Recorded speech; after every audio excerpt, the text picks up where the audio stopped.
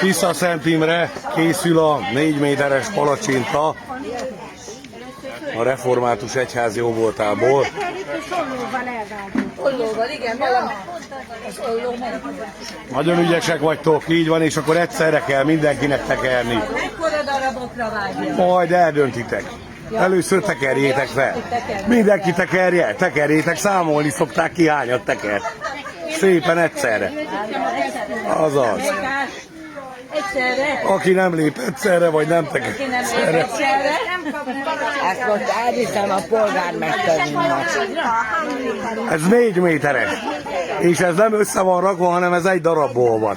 Ez így lett lehúzva. Itt vagyunk az ollóban. Oké, gyerünk az ollóval.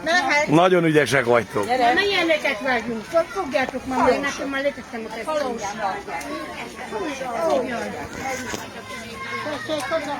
Tovább. Kedvesen, egy pillanat, hát. Keressetek egy tálcát, anyu. Arra a saválóra tökéletes. A lelkész úrnak tegyetek, mert nem elég. Szeretnénk is két palacsintát. Ő nem várják, hogy külön szolgáljuk.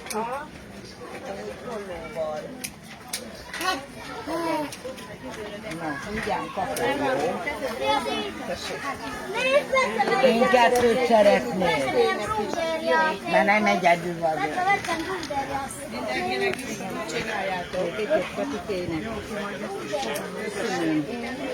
Szóval hál' Istennek nagy sikere lett a Sikópalacsintán. Ide jön, tessék, ide jön, gyere ide, és akkor addig még van, ez az utolsó. Megvan. Köszönöm, aranyosak. Szívesen. Mondom, ezt elviszem a polgármesterünknek.